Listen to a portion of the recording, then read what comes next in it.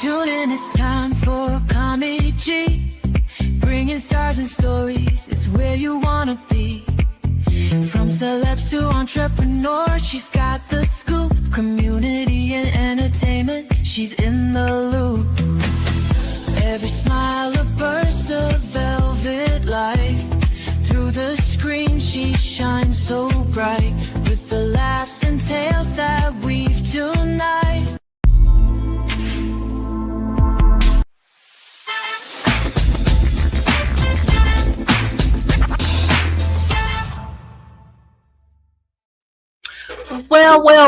Welcome to SKST Radio, and you're tuned into the Cammie Grayson Show. And today I have a very special friend I just met today. Okay, tell people who you are and what you do. Yes, my name is Ra-Jon James. Of course, I'm from Virginia Beach, and of course, I'll be going back to work in February. Which I'm very excited. Yay! Okay, so Ra-Jon has a very special story to share with us today. And so, I mean, oh my gosh. I mean, when I first read his story and when he reached out to us, it was just amazing to see the things that he went through. And so, but I'm not going to share it. I'm going to let him share it because it's his story. But God, I mean, you know, I'm just going to say this and then I'll turn it over to you. But you people need to be grateful. You need to be grateful for life. You need to be grateful for the things that you've been blessed with. Be grateful for being able to wake up another day. Because sometimes, you know, tomorrow's not promised. You know, they used to say that all the time, right? Now, you kind of got an idea of what they mean, right? So, Ra-Jon, tell people everything that's going that you've endured. Yeah. So here's what happened. So, starting July 28th, of course, I was hanging out with my partner and my friends, and they noticed the first one when they started noticing was my eyes were red, and I was like, what do you mean my eyes are red? I probably was just like asleep. I just wanted to go to sleep, and of course we'd be tired from work sometimes, and they said, no, like, you've been sleeping most of the time. Every time you get off from work, this is not you. Because I'm used to working like 2 jobs or whatever, and then I just go about my day and just watch some TV and stuff like that.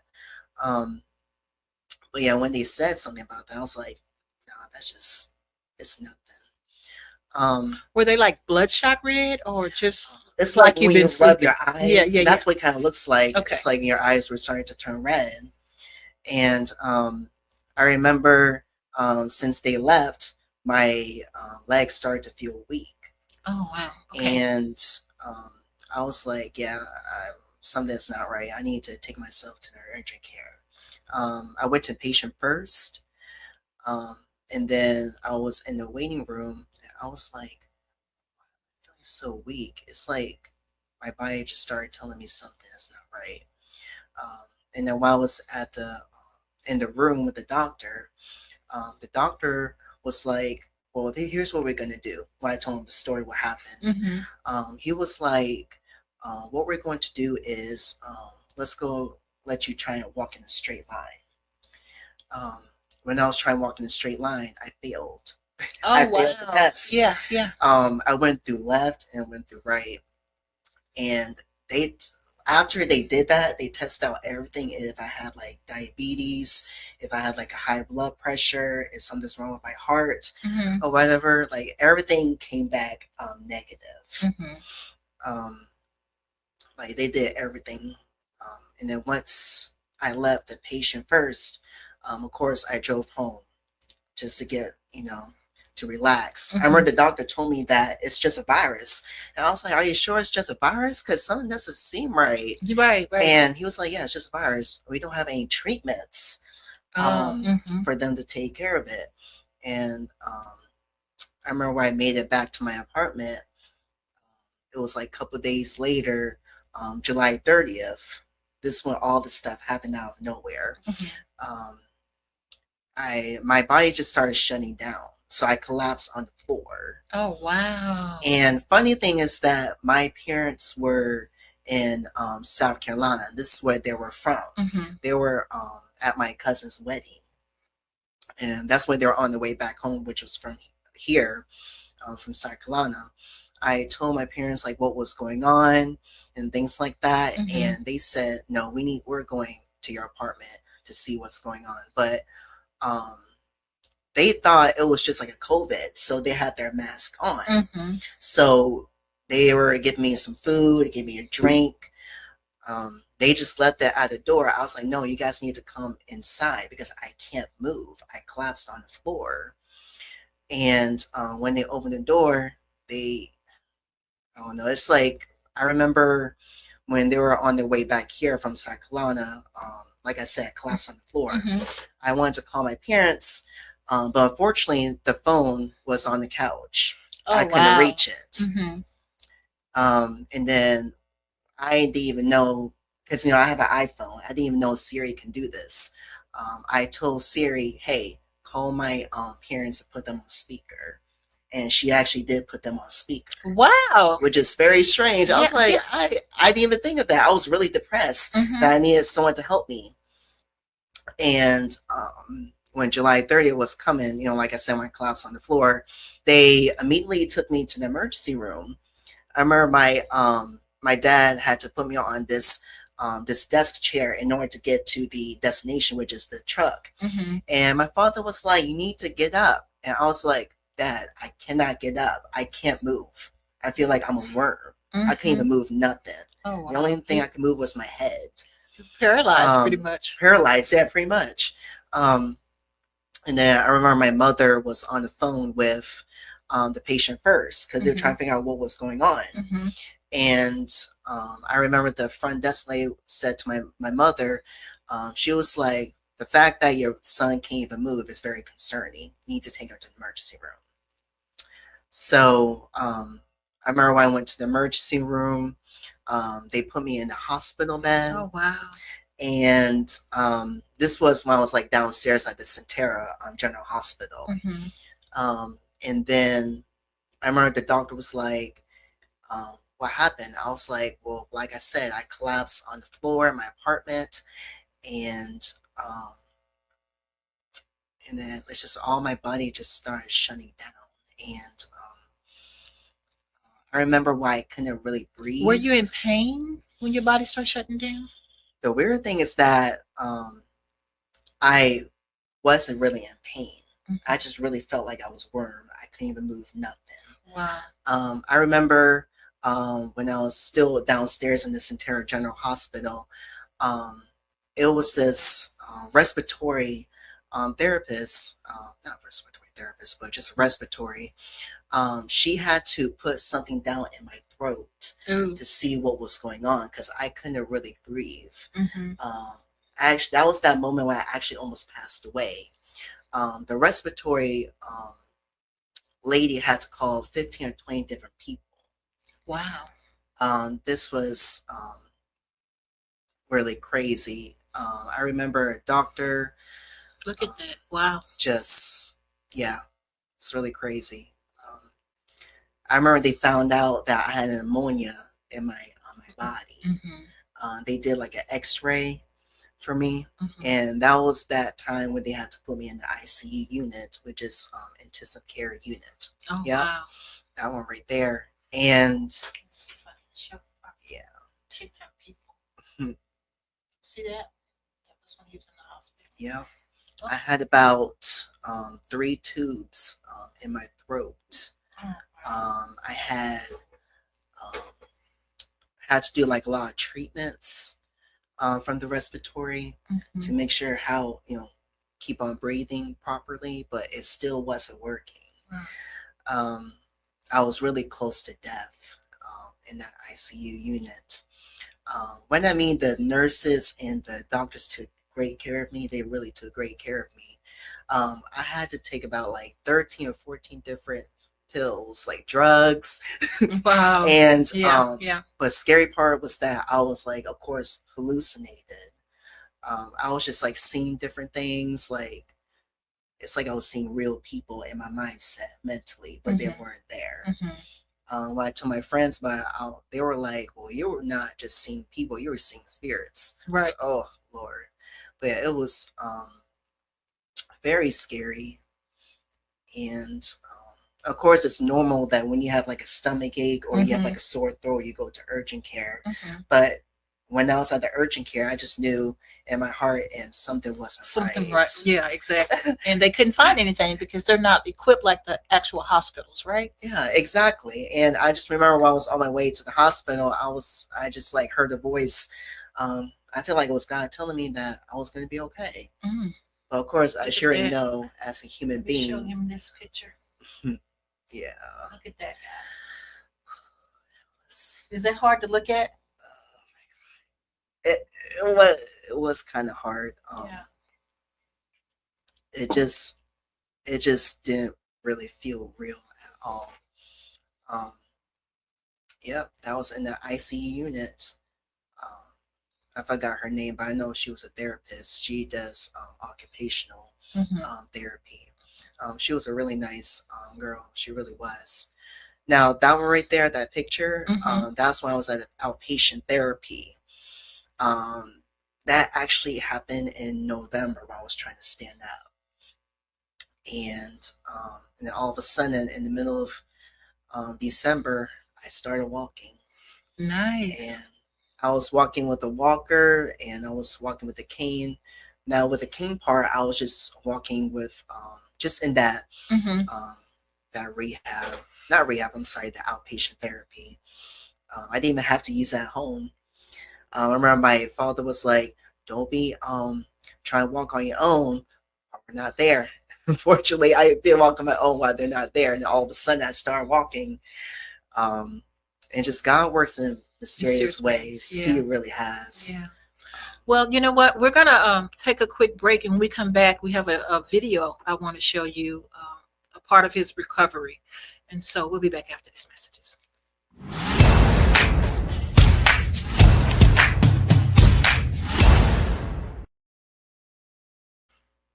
All right, that was a quick commercial break. Okay, so we're back here with Ra-Jon, and he was telling us and sharing with us his experience, of the illness. What is the illness called? Yes, it's actually called Guillain Barré Syndrome, but for a short abbreviation, it's GBS. GBS. Okay, and so he actually went through some months of fighting for his life, and then being rehabilitated to even just walk again, even just to walk again. So when you were going through that, did you go to that part where, you started feeling sorry for yourself? You're thinking you wasn't going to be able to get your mobility back? Now, it just in that moment, of course, we as humans, we do have that mindset, mentality that, am I going to be like this, like for a very long time? But yes, I did think about that in my mindset. But of course, that voice that I heard when I was on my way to the emergency room, I just kept that in me most of the time. But again, me as a human, I just had that mental mindset saying, yeah, I'm going to be here for a long time. But I feel like life was just testing me in a good way. There was this therapist at rehab. I just didn't like what she said, that it was a specific therapist. She said this to me. I remember I told her too that I wanted to go out of town like next year, which is this year. And she was like, well, just want to let you know it may take like a year or two for recovery. I was like, wow, that makes me feel a lot better. Why would you say that to a patient? Right. There's like other ways for you to say that. You could have said, hey, you work real hard. Bodies are different. Yeah, you work really hard. You might can, make that come true or something. Something positive. Yeah. Like you just have to watch what you say to patients, because imagine if you were in our shoes. You don't want that someone to say that to you like that. Yeah. It just causes your mental and physically. And I'll be asking God, like, why me? Why am I going through this? Of course, I sure know my parents, you guys, or them as parents, that they go through so much than the patient, because watching your loved ones like fighting for their life. Even though I was going through it, they were going through it as well. Exactly. Now let me ask you this. So we know your parents was a good support system for you, and they rushed right over and got you to the hospital. But do you find that you have other people in your life that's a support system to you? Yeah, absolutely. My partner, of course, Ra-Jon, he's like really amazing, and he's been there for me since day one. And I do have my other friends that help me and support me. Definitely, my parents take care of me financially too, and caring wise. Um, but yeah, it really has been very hard for me and other people, my loved ones. So Yeah. Well, I mean, I feel like just knowing, what little bit of you I know, that you're a good person in heart, and you are doing the right thing by sharing your experience, because people might go through the same thing and don't know what it is. They don't know the signs, they don't know the symptoms, and you're able to share that. So now I know, if I'm feeling some kind of way and my eyes are all red, I know, hey, I need to get myself to a doctor, and then to feel weak and then just kind of lose your whole mobility, that is hard. I mean, I can only imagine what you went through. it's very scary because when I mean that when I'm trying to stand up at the outpatient therapy, even though I'm only 5'3", I'm very short. It just feels like you're 6 feet tall looking at people. Hmm. That's what it really feels like, which Oh, is wow. really scary. Yeah. It felt like a roller coaster. You feeling that drop. Mm. Yeah, it's Yeah. I tell you what, Yeah. I mean, it was really scary. It was a very scary moment. That means that you haven't walked for like months. It actually feels like it was years that you haven't walked. Wow. I can't even imagine. Okay, so we have a video of one of your therapists. Tell us a little bit about her. Yeah, so her name is Melanie. She was actually the first person that took me to the room saying, "Hey, what is the goal here? What would you like us to help you with?" I was like, "Well, obviously standing and walking." Mhm. Um, I've actually started that outpatient therapy in the middle of October, and she's the one that helped me on those bars, trying to stand up and trying to walk with the cane, walking with the walker, I love it. and things like that. And yeah. Yeah. Well, let's take a look at the video. 1, 2, 3. Justin, You see how you moved it? Justin. What's going on? What's going on is we're gonna be late. I mean, with Keisha. You got it. Okay, just know You got it. that I You got it. Don't think twice. Just do it. relationships you're in. Don't think twice. Just do it. Because you can push yourself. See, look. You even straightening up the wheel. See? Mm-hmm. Come on. I know. I know you want to give up. I don't want you crying. Come on. You can do it. Okay? It's hard. It is. It's very hard. But you can do it. Because you're doing it. Okay? Yep, you're doing it You right. have it in you. You look. Check this out. Look behind you. You did that. I didn't do that. Okay? So you doing it. There you go. There you go. There you go. There you go. There you go. See? See? Do you see that? You see that? You see what you did all by yourself? Okay? That's how it's gonna be. Okay? When you see them tears, you push yourself even more, okay? Look at me. Look at me. We got this. Okay? We got it. We got it. Okay? We got it. Okay? We did really good. Wow. That's Yeah. amazing. That's amazing. So, I mean, tell us a little bit about her. She seemed like she was just a go-getter, and she was really, really in your corner. She really was. We actually first met. I actually used to work for the city of Virginia Beach, and when I said hi to her, we actually just clicked and we started being friends. Mhm. And she's, like I said, she's been there for me since day one. When I go through something, I call her. When I'm going through a good day, a bad day, I just call her. If I want something to talk about, she's there on the phone. Oh, I love it. But yeah, I remember too that when that other day when she was there, I was actually on my wheelchair, Hmm. um, looking at my car through the window in my apartment, and I said to myself, well, I asked my mom, I was like, can you predict of when am I gonna walk? Because like I said, the mental mindset, Hmm. you really want someone to predict it for you. Hmm. Hmm. And she said, unfortunately, I can't predict it. I really wish I can. Really wish I could.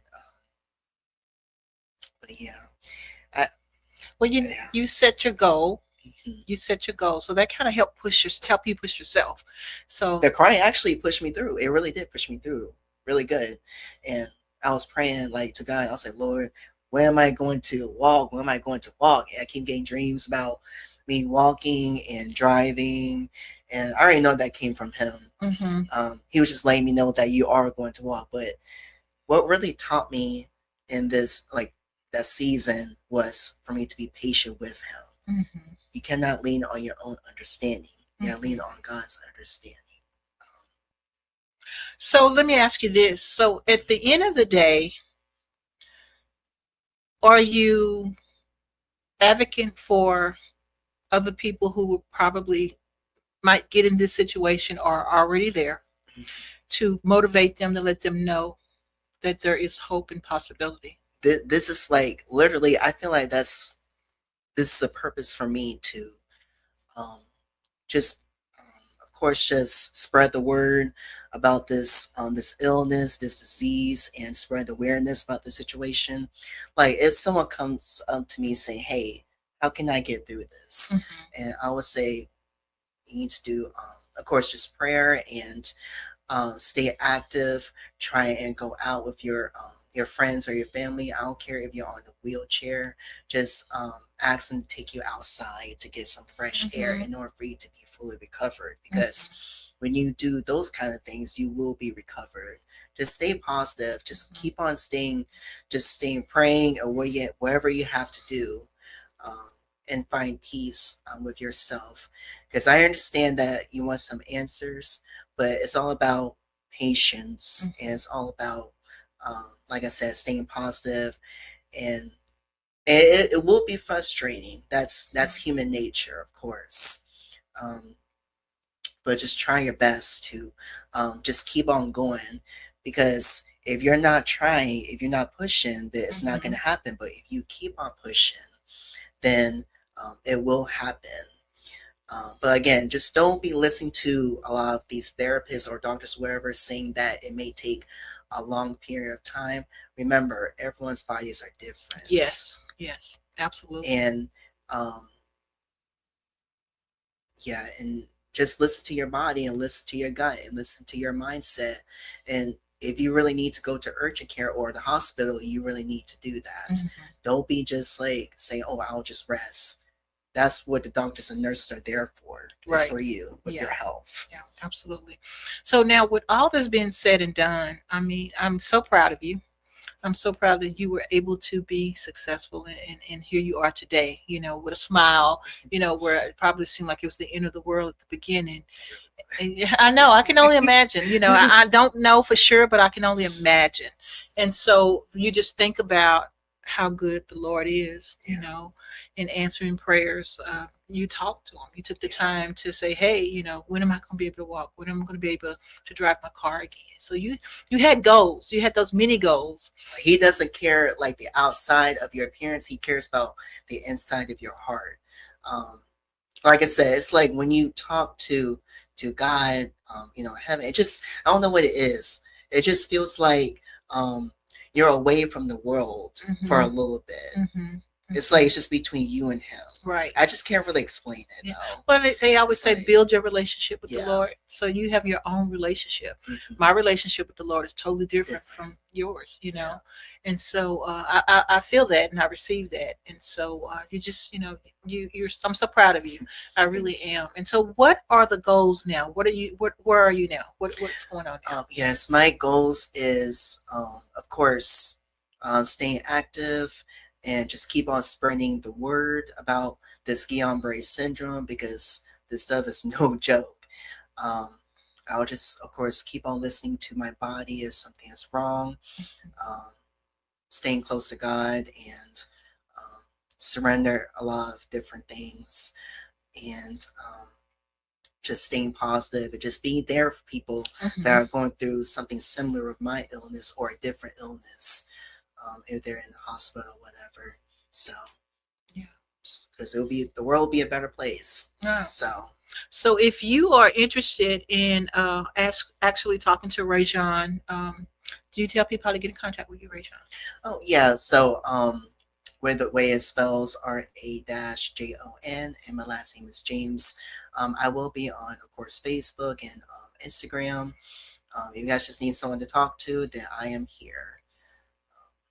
I'll be just chilling. I love it. I love it. Okay, guys, we're going to wrap this session up. But until next time, right here, SKST Radio.